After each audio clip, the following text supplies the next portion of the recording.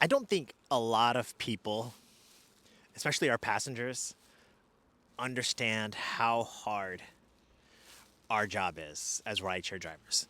I mean, yeah, it's easy to drive a car.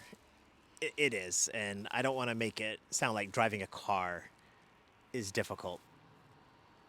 But doing rideshare, that's a different thing. So here I am, nice upstate New York, during a good snowstorm.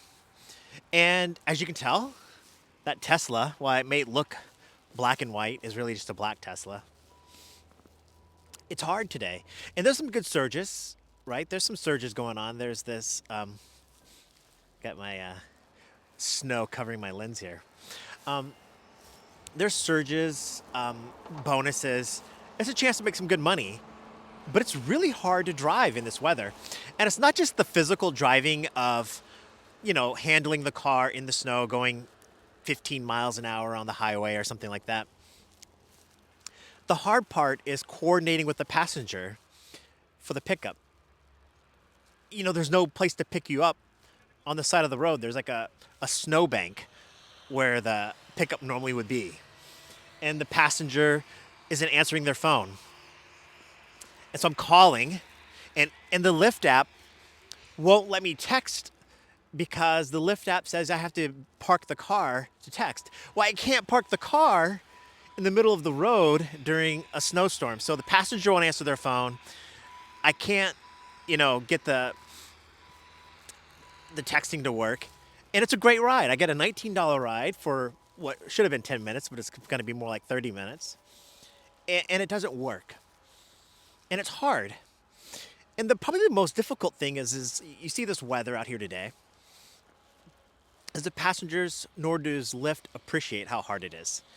It's not like I'm going to get a tip for doing what I did today, for working really hard.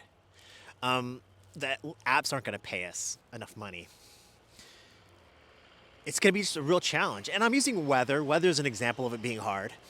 But it's hard when, the passengers are trying to be backseat drivers, or the passengers are completely drunk, or the apps, falsely kick us off the app because somebody says we're drinking and driving or some sort of crazy thing. It's hard to make a video in the snow with the snow coming down on the lens. It's just hard. And I'm not saying we need to get paid hundreds of thousands of dollars a year or anything like that, but this isn't a minimum wage job.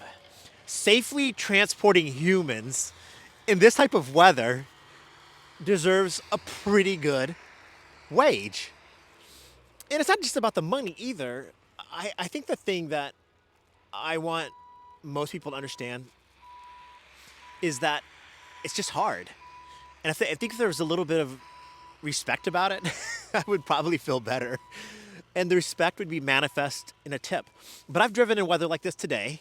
I think I've done 6 or 7 rides, and I've gotten 1 tip. And the amount of work I've done, I've had to get my car cleaned twice, the interior done 3 times. I've had to dig out a snowbank to pick up 1 passenger. And I'm making barely $30 an hour before my expenses. So why do it? Why should I do it? Why would anybody do it? Well, I don't think you can do it for the money, because there's better ways to make money. There's easier ways to make money. You could be like that snowplow guy over there.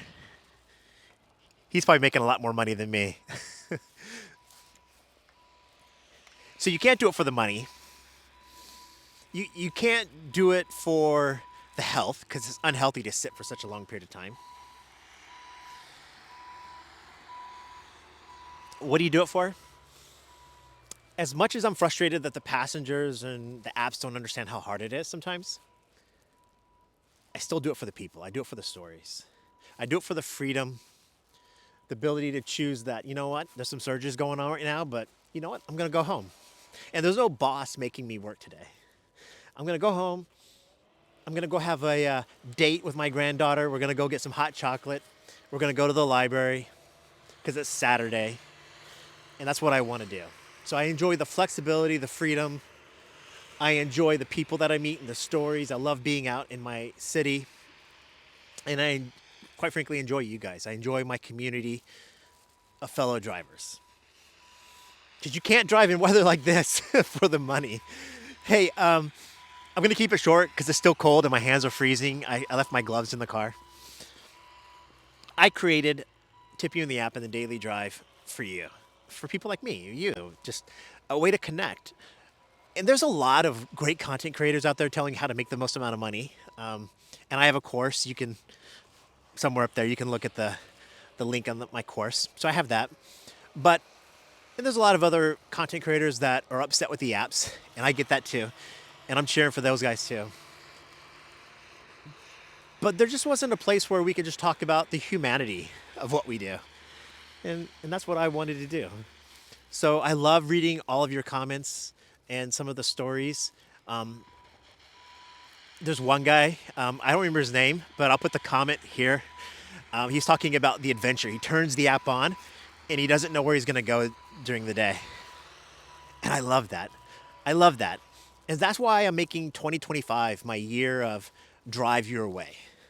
Now, any astute, financial, business-oriented rideshare driver would tell you, don't drive that way. Don't just turn the app on and take whatever and go wherever.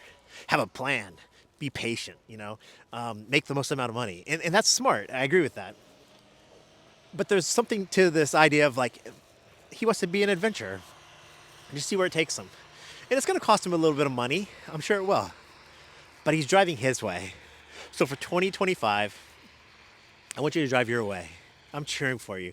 Please be safe, especially if you're driving in weather like this. And know that I'm cheering for you. Bye.